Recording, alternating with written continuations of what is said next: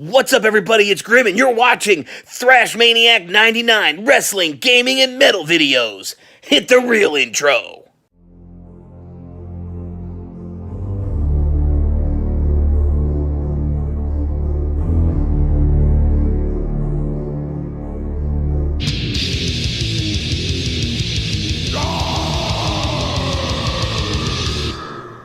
What's up, Thrashers, and welcome back to another episode of 5 Questions with Levi. I believe this is episode 28. If I'm mistaken, let me know, or I'll just figure it out myself. But it's time for another episode of 5 Questions with Levi. It's basically the point. We got 5 more questions to get to this week, and of course, as usual, for those who want to ask me a question for a future episode, send them in the comments section below, and I will do my best to make it happen for you all. But without further ado, let's actually get started. Daily988 asks, which vocalist do you prefer, Maria Brink or Lzzy Hale? Hands down, Lzzy Hale.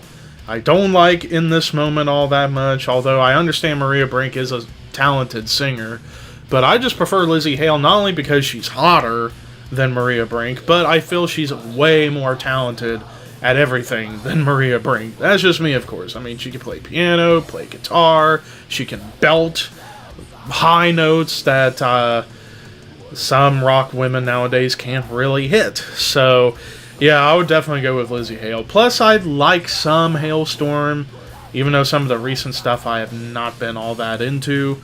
But aside from that, I would prefer Lzzy Hale over Maria Brink. Sylvie Gang asks, who are your top 10 all-time favorite drivers? All-time favorites? Are you kidding me? I'll be here forever trying to think. Well, instead of 10, because I can't come up with 10 off the top of my head, I can only think of 5. Carl Edwards being my number 1. Number 2, I would go with Mark Martin. Number 3, Greg Biffle. 4, Martin Truex Jr. And 5, Matt Kenseth. Can't really think of 6 or 10 right now off the top of my head because I'm kind of rushing through this episode a little bit because I almost forgot about it. But I guess if I were to try and finish the list, I would probably include Kenny Wallace. I would also include... Man, that's hard. That is hard. Kurt Busch, I think, would be up there. Blaney would now be in the list. John Hunter Nemechek, and I guess to round out, if I'm going to include an old school driver, Davey Allison, because they were family. He was a family favorite of ours, so I would probably put Davey Allison up there. Kamikaze Games asks, what is the heaviest boy band you've ever heard?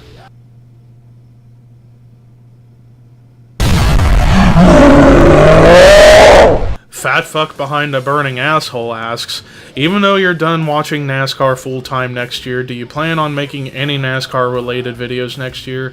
Predictions, race reviews for the races you watch, NASCAR LP series, etc. Well, technically, a NASCAR series that's been going on since 2014 is still going, and that's my NASCAR Racing 2003 season offline stuff with the Marvel Studios Cup series and stuff like that. So that's going to keep going no matter what. But as far as like actual NASCAR videos, if I do any race reviews for races I do end up watching, if at all, it would be, I don't really know. I mean, like, I'm just so frustrated with the sport right now and some of its fans. I can't handle it right now. So 2019's more or less unlikely that I'll do really anything NASCAR related besides my Marvel Studios Cup Series stuff. I mean, I'll check in on races every now and then. I'm still going to keep up with who wins and stuff like on ESPN or something like that, but I'm not going to really watch. The only races I would probably watch would be the 3 plate races that, formerly play races without the restrictor plates, but with the tapered spacer, because I just have a slight concern that that's not going to go well in terms of the safety. I feel like there's going to be some bad wrecks with the package they're running at Daytona and Talladega after the Daytona 500. But Another thing I keep forgetting to mention when it comes to why I'm not going to watch next year is because of the stupid package they're using for half the races next year. And I also am going to point this out, I don't see it working out financially. That's just me. I just don't see it being a financial success. That's just me, of course. Ben Crouch asks, are you ready for the new Queensryche album out March 1st? Well, I've never been the biggest fan of Queensryche because when it comes to progressive metal, I prefer bands that kind of more or less diversify their sound a little bit. Like Queensryche to me just sounds like Rush meets Iron Maiden. You know, like Rush as far as how they write their songs, but musically it just sounds very close to Iron Maiden. But I'm not taking anything away from Queensryche. They are an enormously influential band. They're a great band, at least until the late 90s, till Jeff Tate finally left the damn band.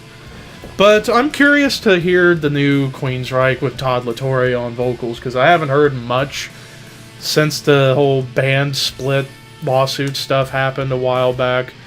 All I know is I'm glad Jeff Tate's not the creative force behind the band anymore, considering the direction of those albums from the late 90s to like 2011 was not going down right. But I do like Operation Mindcrime. There are some songs I do like by Queensryche, like Queen of the Reich, Warning, and stuff like that. Those are great songs.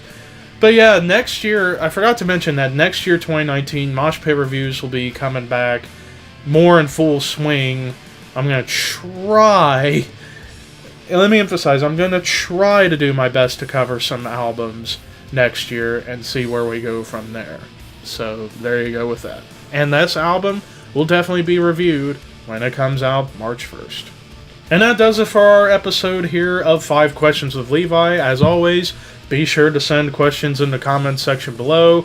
And until next time, peace out, and I will see you soon.